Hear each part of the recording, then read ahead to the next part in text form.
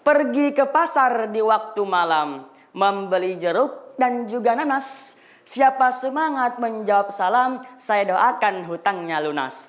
Assalamualaikum warahmatullahi wabarakatuh. Alhamdulillah, alhamdulillahi rabbil alamin. Wassalatu wassalamu ala sayyidina Muhammadin wa ala alihi wa sahbihi ajma'in. Qala Rasulullah sallallahu alaihi wasallam, syubbanil yaum rijal ghad, amma ba'd.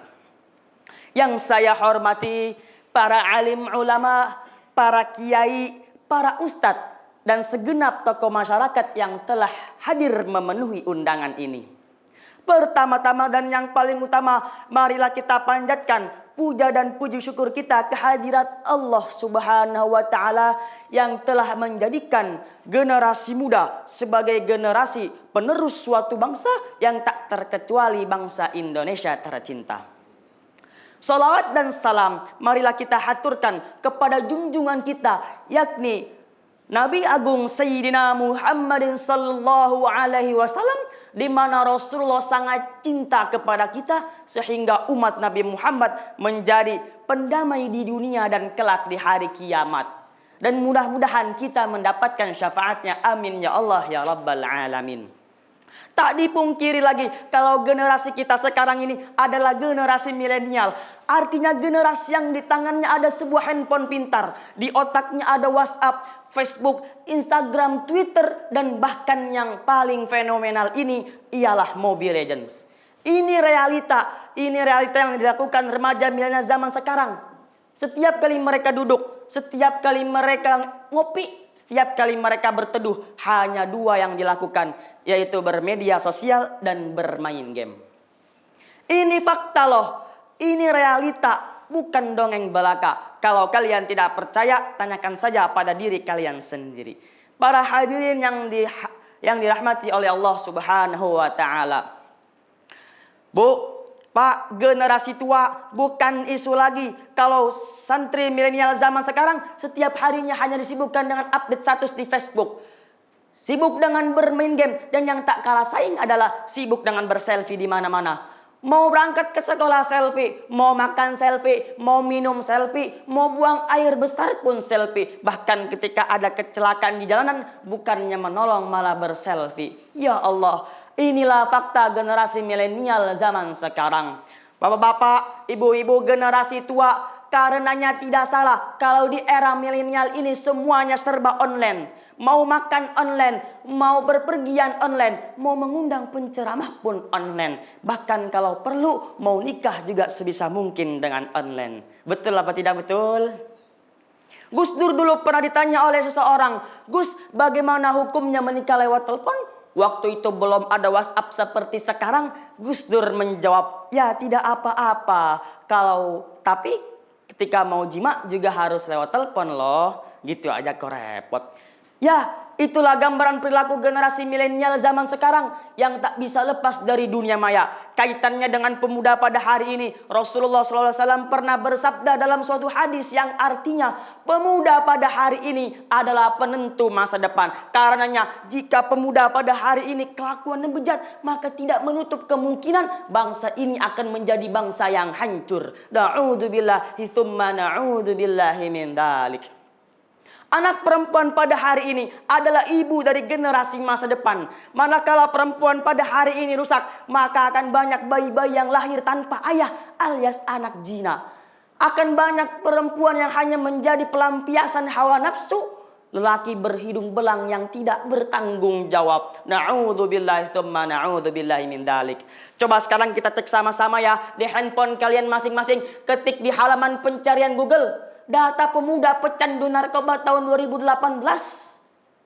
Di situ terdapat angka yang begitu menakutkan, di mana 5,9 juta anak Indonesia menjadi pecandu narkoba. Sekarang mari kita cek lagi, ketik data anak yang lahir di luar nikah tahun 2018. Berapa yang muncul? Tertera di situ 24,9%. Maksudnya dari 1000 kelahiran sebanyak 24,9% diantaranya hasil hubungan di luar nikah. Ya, itulah fakta yang terjadi pada zaman ini. Terus, apa yang bisa kita harapkan dari pemuda seperti ini? Pening rasanya memikirkan persoalan yang tak berkesudahan itu.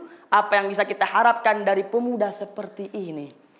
Karenanya marilah kita sesama generasi muda, sesama generasi milenial untuk saling mengingatkan, untuk saling menjaga. Jangan sampai generasi kita ini menjadi sebab kehancuran bangsa kita, yaitu bangsa Indonesia tercinta. Hadirin yang dirahmati oleh Allah Subhanahu wa Ta'ala. Kalau santri dulu ditanya tentang cita-cita, cita-cita kamu ingin menjadi apa? Dijawab PNS, polisi, tentara dan sebagainya. Kalau santri zaman sekarang ketika ditanya tentang cita-cita, cita-cita kamu ingin menjadi apa? Dijawab programmers, editing, dan lain-lain. Kau beda ya, karena zamannya sudah beda. Orang dulu tidak mengenal ojol, kalau sekarang sudah biasa kemana-mana naik ojek online. Betul apa tidak betul? Generasi muda yang tidak memiliki sebuah arah cita-cita, dia tidak lebih dari sebuah debu-debu yang bertebangan dari arah utara ke selatan tanpa arah. Tetapi ketika seorang santri betul-betul memiliki sebuah tahapan proses penuh semangat, maka kelak dia yang akan melanjutkan sebuah perjalanan. Ingat, perjuangan ini makan waktu yang panjang. Sedangkan sebuah pepatah Al-Maqalat Al-Alabiyah mengatakan, Al-waktu kasayf illam taqtahu qata'aka. Waktu itu bagaikan pedang. Apabila bukan engkau yang mengandalkan waktu, maka waktu yang akan menebas lehermu.